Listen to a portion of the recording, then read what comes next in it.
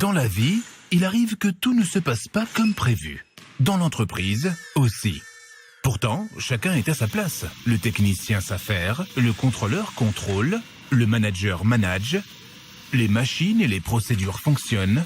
Néanmoins, c'est l'accident. Et dans ce cas-là, le responsable est tout désigné. L'erreur humaine. Comme si le comportement humain était le seul capable d'expliquer l'inexplicable. Mais en est-on si sûr?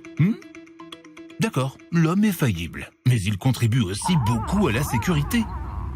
Il sait adapter ses gestes au contexte, rattraper les imprévus, il est capable de sentir quand le risque grandit. Alors, coupable?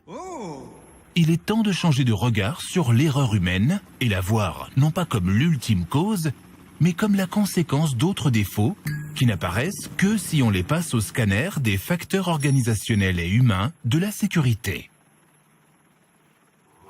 Ok, un des facteurs, c'est bien l'homme, parce que nous sommes tous différents et dans des états variables. C'est normal. Mais il y a d'autres facteurs, la situation de travail.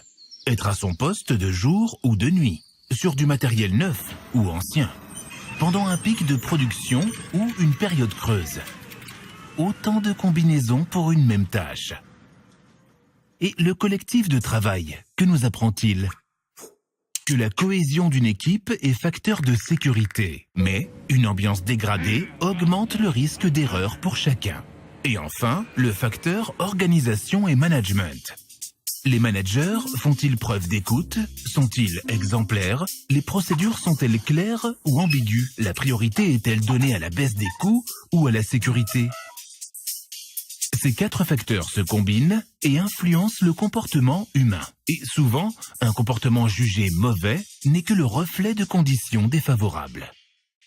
S'intéresser aux facteurs organisationnels et humains, c'est donner les moyens aux femmes et aux hommes de faire un travail de qualité et en sécurité. Cela permet de traquer les grains de sable qui peuvent se mettre dans les rouages de l'organisation. Et pas besoin d'attendre le prochain accident pour regarder les facteurs organisationnels et humains de la sécurité. C'est une démarche permanente qui améliore le quotidien des salariés, le bien-être au travail et finalement le fonctionnement global de l'entreprise.